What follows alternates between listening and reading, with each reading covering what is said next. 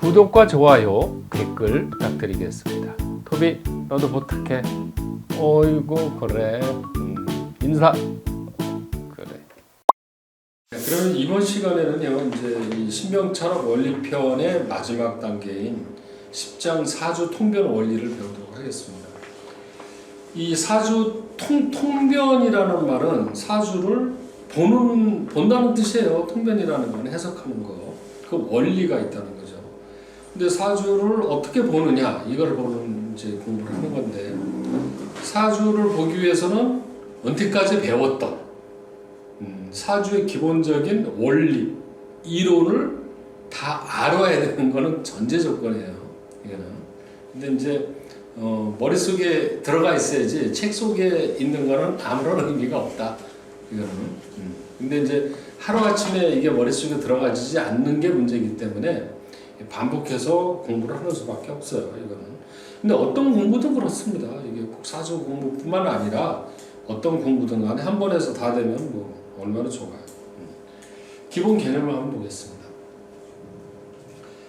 신명공식의 문자, 신명공식이라는 건 무슨 얘기냐면 사주 8자 8글자를 신명공식이라고 그래요. 신명철학에서는. 신명공식의 문자 하나하나 8글자, 대운, 세운, 월운, 일진 이런 글자 하나하나가 그 생명을 대신한 척도여 특징이다. 그 글자 하나가 다 살아있어요. 전부 다. 신명공식은 그 사람의 마음이다. 사주는 그 사람의 마음이라는 거예요. 사주를 보면은 그 사람의 성격, 성향, 마음, 환경, 달란트 이런 게 다 나온다는 얘기죠. 그래서 문자가 동하면 마음도 동하고 문자가 정하면 마음도 정한다. 운즉 심이요 심즉 운이다. 이게 무슨 얘기냐면요. 이게 희한한 게 사주를 감명을 하다 보면은 그런 걸 많이 느껴요. 뭐냐면 지금 이 사람이 운이 변해서 움직이는 운이 와 있어요. 그러면 사주하고 상관없이 본인이 움직이고 싶은 마음이 생기고 있더라는 거죠. 이거는. 그러니까 운을 보면 그 사람의 마음이 나오고 마음을 보면 그게 운하고 같다는 얘기예요. 그러니까 그 사람의 마음을 쭉 읽으면 깜짝깜짝 놀래죠. 용하다 이러겠죠. 예. 근데 그거는 결국 무슨 얘기냐면 사주에서 오는 운의 변화는 그 사람의 마음의 변화하고 같더라는 거죠. 그러니까 뭔가 우주의 이 환경 에너지의 변화가 그 사람의 심리 상태를 변화를 시키고 있는 어떤 상관관계가 분명히 있다는 겁니다. 이거는. 그래서 운즉 심이요 심즉 운이다. 이 말이 참 와닿는 얘기입니다. 이거는. 신명공식상 문자 하나하나가 우주의 백천만사와 인연을 맺고 있다. 자, 통변은 일신다용이다라고 써놨는데 참 일신다용이라는 말이 참 어찌 보면 굉장히 편하고 쉽게 써놨지만 굉장히 복잡한 얘기가 돼요. 무슨 얘기냐면 사주 8글자가 우주의 모든 거고 백천만사와 연관이 있다는 얘기잖아요. 그러니까 8글자를 보고 모든 걸 다 해석할 수 있다는 얘기잖아요. 그래 참 얼마나 홍맹랑한 얘기 같아요. 현대 과학으로 보면 말도 안 되는 소리죠. 그런데 실제로 8글자만 보고 하루 종일 얘기하라고도 얘기를 하더라는 거지 이게. 그러니까 그 글자가 가지고 있는 수많은 어떤 배속, 지금까지 공부를 다 해왔던 거예요 그게. 그걸로 어느 시각으로 바라보느냐, 금전으로 보냐, 사람으로 보냐, 직업으로 볼 거냐, 보는 시각에 따라 해석이 다 그 글자가 표현하는 얘기가 다 있다는 거죠. 이거는. 그러니까 충분히 가능한 얘기로 봐요 저는. 그래서 일신다용이다. 그러니까 사주는 한마디로 글자를 하나를 가지고 다양하게 해석하는 이 능력이 있어야 넓게 보고 판단을 폭넓게 할 수가 있다는 거죠. 그러니까 이게 무슨 얘기냐면 아는 게 조금밖에 없으면 다용을 못하죠. 다용을 못해요. 그 사주에 내가 도화살만 안다 그러면 도화살밖에 안 보이는 거예요. 근데 도화살이 의미하는 게 단순히 그런 바람 피고 그것만 의미하는 글자는 아니라는 거죠. 그거는 여러 가지 다른, 그리고 신살로 봤을 때만 그렇지 십신으로 본다든가 그 글자 그 자체로 본다든가 볼 때는 수많은 많은 해석을 할 수가 있다는 거죠. 일신다용이라는 거. 천운지기 문자는 자연의 진리를 물동 현상으로 나타낸 것이다. 식간 12지 22글자를 맨 첫 시간에 특강 시간에 드리겠습니다만은 하도 낙서에서 이 글자라는 게 어디에서 나왔냐면 수에서 나왔다 그랬잖아요. 하도에 있는 그 점 하나 둘 셋 그게 상으로 왔고 상에서 물로 왔는 물이라는 게 물질의 물입니다. 이게 글자로 바뀌었다는 거죠. 그래서 그 글자 하나하나가 자연의 진리가 그 속에 다 들어가 있다는 거죠. 그 자체의 직관만으로도 기륭화복을 통면할 수 있다.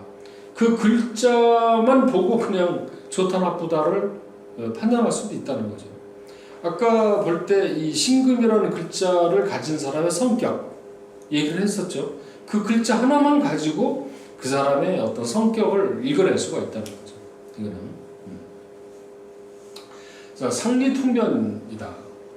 이 상리통변이라는 게 사실 그 약학계에서요 이런 거 다루는 게 그렇게 많지가 않아요. 지금 상리통변이 그냥 기세론적인 오행의 강약을 가지고 사주를 보는 이런 게 이제 주류를 이루고 있고 그 글자를 보고 그냥 글자의 상을 보고 해석하는 학문이 그렇게 많지는 않습니다. 이게 이 우주 자연의 이치를 바탕으로 마치 하늘에 나타난 구름이나 흐르는 물의 형상을 보고 구름이나 물의 본질을 이해하고 이와 상관된 인연관계를 규명하면 물론 미래의 기륭화복까지 예측하는 법칙을 이제 상리통변이라고 한다. 자, 이 얘기가 참 이렇게 몇 줄을 써놓고 이해하기가 참 어려운 얘기인데 우리가 이제 이 무자라는 글자를 놓고 무자 상이라는 개념이 뭐 하나 쉽게 해석을 하면요 전에도 한번 얘기를 한 적이 있을 거예요. 제가 무자 무자라는 글자로 상리적으로 해석하면은요 이 무라는 글자는 좀 바위, 큰 산 이렇게 볼 수 있다는 거죠. 글자를 성리, 그림으로 해석하는 거예요. 그다음에 자라는 글자는 이 물도 되지만 이거는 쥐도 되죠. 그러니까 바위에 앉아 있는 쥐 이렇게 볼 수도 있어요. 이게 자, 이 글자가 그림으로 본다는 거죠. 글자를 그림으로. 그 가본의 이강선 선생님이 그 사주를 보고요 그림으로 해석하는데요 참 기가 막히게 잘 맞아요. 그 때의 비밀이라는 책을 보면은 그런 이제 상리적으로 보는 그런 게 나오는데 이 글자를 그림으로 해석하는데 그게 다 맞아 떨어지는 게 참 많아요. 그 첫 시간에 제가 얘기했던 게 김연아 사주에 개유라는 일주란 말이에요. 김연아가 이 개라는 글자가 이게 발을 의미한다는 거죠. 발. 요거 자체가 걸음발이란 말이에요. 이게. 근데 유는 스케이트날. 발에다 스케이트날을 신고 있는 모습이다. 이렇게 해석해버린다는 거죠. 글자를 그림을. 예. 이게 맞아떨어질 때는 참 귀신같이 맞아떨어질 때가 있어요. 그래서 그 글자가 가지고 있는 상리적인 해석. 사실 이거는 앞에서 다 배운 겁니다. 이걸 새롭게 한 게 아니라 식간 12지에 대한 그 배속 거기에 다 나오는 얘기예요. 그런 상리적인 해석. 자, 그 얘기가 지옥 서문에 나오는데요. 이 한문이 나오는 사람들이 막 헷갈리는데 벌써 그럴 필요는 없고 자 한번 봅시다. 선천하이 개기무라고 후천하이 성기무하다. 이 밑에 해석을 보는데요. 선천에서는 만물을 개진하고 연다는 뜻이죠. 열고 후천에서는 그 만물을 성취하는 데 있어서 그 본물을 다 한다. 시고 극기수하야 이정천하 지상하고 자 여기서 이제 중요한 얘기가 나오는데 시고 극기수 여기 수라는 말이 나오죠. 이러한 연고로 만물의 생성이 수에 의해서 이정천하 지상 천하의 형상이 정립된다. 수에서 상이 나왔다는 얘기입니다. 지금 이 얘기가 아까 하도에서 수에서 상이 나왔다고 그랬잖아요. 근데 여기서 저 기상하야 이정천하 지기륭이다. 그 상을 드러냄으로써 천하의 기륭을 정립한다. 이렇게 돼 있어요. 그 상에서 뭐가 나온다? 물이 나온다. 물이 마시는 물이 아니라 물질의 물이에요. 근데 이 물질은 나타나기를 어떻게 나타나? 기륭으로 나타나는 거죠. 그래서 제가 이렇게 설명을 했죠. 하늘에 먹구름이 끼면은 곧 뭐가 온다는 걸 우리가 알아요. 비가 온다는 걸 알죠. 그러니까 먹구름은 상이에요, 상. 그 상을 보고 나타나는 기륭을 판단할 수가 있다는 거죠. 예. 물 한 개가 끼면, 밤에 물 한 개 끼면 그 다음 날이 날씨가 좋을까요, 나쁠까요? 날씨가 굉장히 맑아집니다. 이런 거. 자연현상. 이런 거요. 그러니까 그런 얼굴이 누렇게 떴어요. 사람이. 누래 얼굴이. 그럼 그 사람이 어디가 나쁘다고 그래요? 그런 사람. 간에 문제가 있어요. 그러니까 얼굴에 누렇게 뜬 사람. 그러니까 우리가 안색을 살피고 야, 너 어디 아프네 이러잖아요. 그러니까 사람이든 자연의 모든 자연 현상은 그 내면에 있는 문제가 겉으로 나타나게 돼 있다는 거죠. 예. 그래서 그 상을 보고 이게, 그리고 어떤 사람이 이렇게 앓던 사람이, 누렇게 떴던 사람이 얼굴이 이 포동포동 살찌고 뽀해지면 어떻게 되는 거예요? 나아지는 거죠. 그런 상을 보고 이 사람이 흉으로 가느냐 길로 가느냐는 건 나온다는 거죠. 그러니까 이 관상을 보든 사주를 보든 모든 것이 전부 다 상이라는 거죠. 결국 풍수지리도 사실은 그 지형의 상을 보는 거거든요.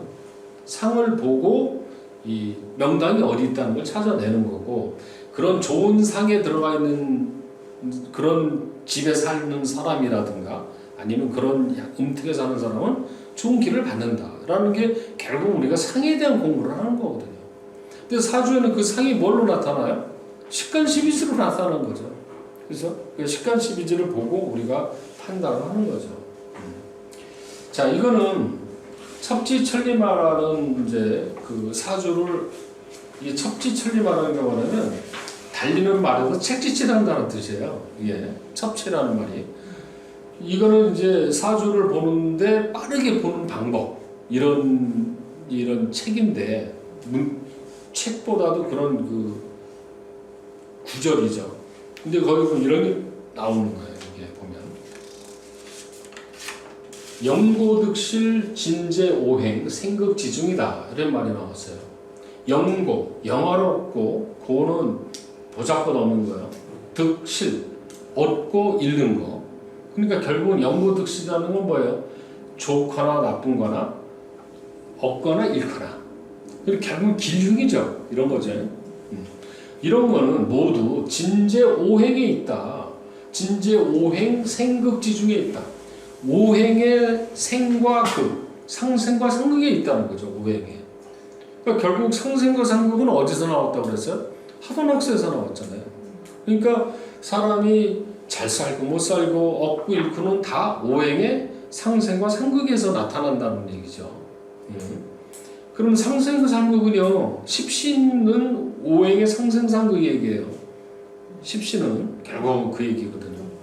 자, 부기빈천, 불월팔자 중화지회다. 부기빈천, 부자거나 귀하거나 미천하거나 이런 거는 전부 다 불월, 떠나지 않는다 이거예요. 팔자, 사주팔자에서 중화라는 건 뭐예요?